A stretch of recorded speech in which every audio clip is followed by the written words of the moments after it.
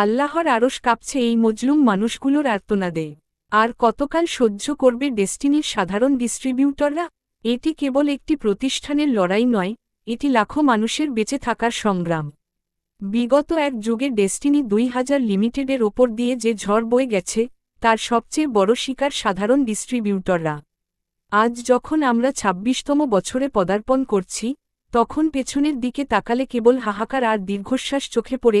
1.1 মৃত্যুর মিছিল ও অপূর্ণ স্বপ্ন। গত 12 বছরে ডেস্টিনির সাথে জড়িত কত হাজার মানুষ বিনা চিকিৎসায়, অভাব অনটনে এবং দুশ্চিন্তায় পৃথিবী ছেড়ে চলে গেছেন, সেই পরিসংখ্যান কি রাষ্ট্রের কোনো দপ্তরে আছে? অনেক প্রবীণ ডিস্ট্রিবিউটর তাদের শেষ সম্বলটুকু ফিরে পাওয়ার আশায় প্রহর গুনতে গুনতে আজ কবরে শায়িত। 2.2 ভেঙে যাওয়া সংসার ও সামাজিক লাঞ্ছনা। ডেস্টিনির অচলাবস্থার কারণে কত বোনের সংসার ভেঙেছে, কত পরিবারে বিচ্ছেদের সুর বেজেছে, তার হিসাব মেলানো দায়।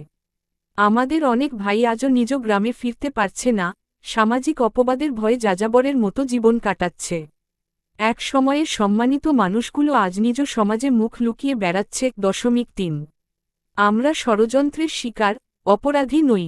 আমরা বারবার বলছি, আমরা ষড়যন্ত্রের শিকার। আমরা এখনও বিশ্বাস করি, আইনের সঠিক প্রয়োগ এবং প্রতিষ্ঠানের স্থাবর অস্থাবর সম্পত্তিগুলো অবমুক্ত করা হলে দেশের অর্থনীতিতে এক বৈপ্লবিক পরিবর্তন আসবে। আমাদের স্পষ্ট দাবি, ডেস্টিনির স্থগিত হওয়া লাইসেন্স দ্রুত সচল করা হোক। সকল ব্যাংক অ্যাকাউন্ট খুলে দিয়ে সাধারণ ডিস্ট্রিবিউটরদের পাওনা মেটানোর সুযোগ দেওয়া হোক। প্রতিষ্ঠানের সম্পত্তিগুলো কুক্ষিগত না রেখে প্রকৃত মালিকদের স্বার্থে ব্যবহারের ব্যবস্থা করা হোক। 3.6 জুলাইয়ের পর বাংলাদেশে যে নতুন ভোরের সূচনা হয়েছে, সেই সূর্য যেন ডেস্টিনিয়ানদের ঘরেও আলো ছড়ায়। আমরা কোনো করুণা বা দয়া চাই না, আমরা আমাদের হারানো অধিকার আর সম্মান ফিরে পেতে চাই। সামনে জাতীয় নির্বাচন, আমরা আশা করি, রাষ্ট্র এবার আমাদের আর্তনাদ শুনবে।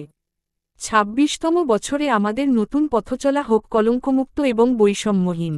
আসুন, ব্যক্তিগত সকল বিভেদ ভুলে আমরা সাধারণ ডিস্ট্রিবিউটররা এক হই। আমাদের ঐক্যই আমাদের শক্তি।